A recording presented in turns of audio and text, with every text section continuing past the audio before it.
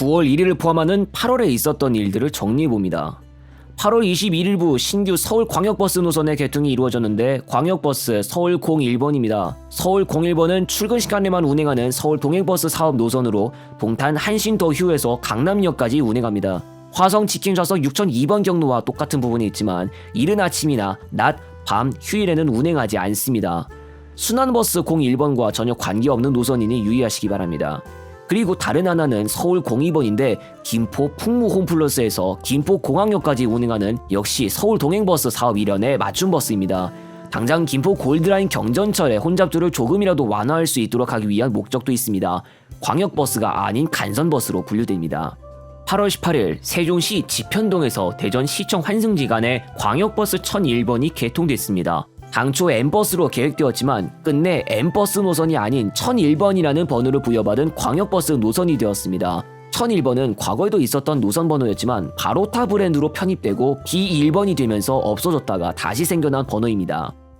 세종 대전 간 광역버스 신설은 1001번 이외에도 세종 충남대병원에서 대전시청 간 M버스도 계획, 올해 3월에 경희군수가 운행하는 것으로 정해졌습니다만 이 M버스는 9월에 운행을 시작하기 어려울 것으로 보입니다.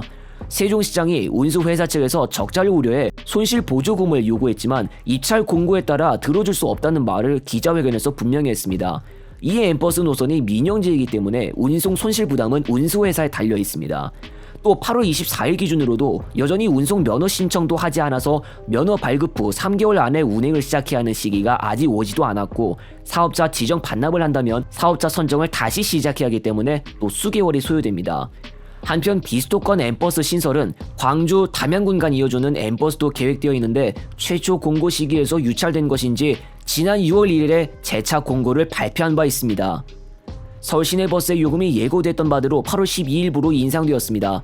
그중 광역버스는 700원 인상되어 최종적으로 3,000원이 되어 경기 직행 좌석버스의 기본 요금보다 200원 높아졌습니다.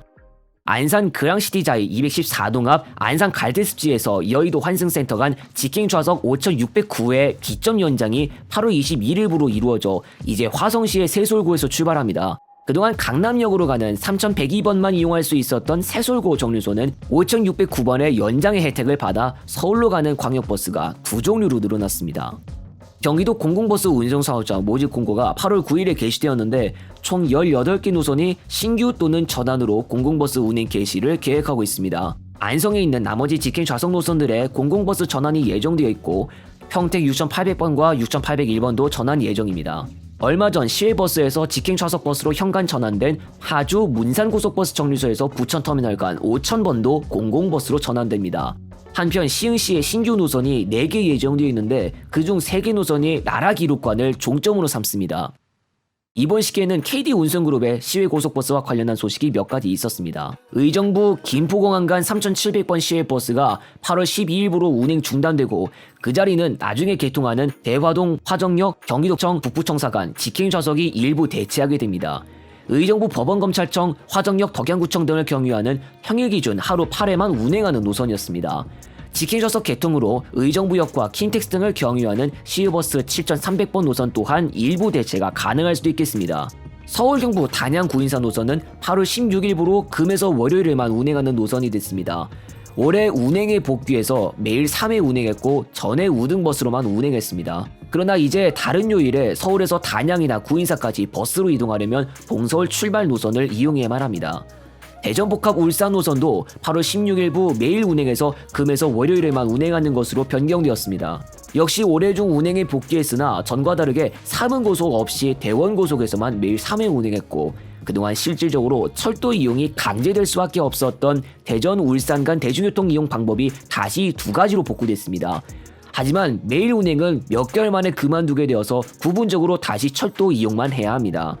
성남 울산 노선은 최종적으로 경기고속의 배차가 8월 16일부로 중단되었습니다. 올해 3월에 성남 울산 노선에 경기고속의 배차도 시작되었으나 5개월 만에 배차를 하지 않게 되면서 성남 울산 노선은 아성고속의 운행으로만 만나볼 수 있습니다. 또 인천 안산 평택 노선과 인천 안산 향남 안중 노선 간 조정이 이루어져 9월 1일부로 인천 향남 안중 평택 노선으로 조정되고 출발 시간도 변경됩니다. 이 과정에서 안산이나 상록선은 경유하지 않게 되면서 안산 터미널에서 평택간 이동은 안산 안성 동아방송대 노선을 이용해서 풍림 아파트까지 이동했다가 시내버스를 통해 평택까지 이동하는 방법, 또는 909번 직행 좌석 버스를 이용해 수원역까지 이동 후 경부선을 이용해 평택역까지 이동하는 방법을 이용해야 합니다. 9월 1일부로 중앙고속의 서울 호남 담양 직통 노선은 서울 호남 정읍 담양 노선으로 변경되고 출발 시간도 조정됩니다. 서울 호남 담양 노선은 평상시 하루 4회, 서울 호남 정읍 노선은 임시차 제외 평상시 하루 9회 운행하는 노선이었는데요. 통합 조정을 거친 후에 총 운행 횟수는 월에서 목요일 10회, 금에서 일요일 13회, 그중 서울 호남 정읍 담양은 4회이지만 서울 호남 정읍 단일은 월에서 목요일 6회, 금에서 일요일 9회로 조정됩니다. 당정이 버스 및 터미널 서비스 안정화에 대한 방안을 논의하고 버스 사용 연한을 1년 연장하기로 했습니다. 8월 30일 정부와 여당이 당정협의회를 열어서 이와 관련한 논의를 했는데 2019년 1에서 5월 22억여 명이 이용했던 것이 코로나를 거친 후 줄어들어 올해 같은 시기에 17억 6천여 명이 되었고 이것이 터미널에도 영향을 미쳤습니다. 지속 가능성 확보와 국민 이동권 보장을 위해 먼저 차량 규제를 일시 완화하여 일부 시외 고속버스의 사용 연한을 1년 연장, 전세버스는 차량 교체 시 도입 가능한 연시 기준을 8년씩 이내로 연장, 중소터미널은 관할 지자체와 함께 지원하고 폐업이나 양도 등에 대한 사전 신고 기간을 신설하는 법안도 마련합니다. 이외에 올해 8월 종료 예정이었던 경유나 CNG 유가 연동 보조금 시행 기간 연장을 검토하고 고속버스 정기권 노선이나 프리미엄버스 운행을 확대하는 방안도 마련합니다. 차량 규제 일시 완화가 된다면 예를 들어 2013년에 도입해서 사용하기 시작한 차량은 기존 최대 2025년에서 2026년으로 완화된다고 할 수 있겠습니다. 추석 승차권 예매는 하셨나요? 8월 29일에서 31일은 코레일 추석 기차 승차권 예매 기간이었고 고속시외버스는 29일부터 특별 예매가 시작되었습니다. SRT도 9월 5에서 7일에 추석 승차권 비대면 예매 서비스를 예정하고 있습니다. 추석도 곧 찾아올 것이고 무더위도 조금씩 풀리면서 곧 가을도 찾아올 것 같습니다. 한여름 더위 나게 하신다고 고생 많으셨습니다. 춘천 원주 편으로 다시 찾아오겠습니다.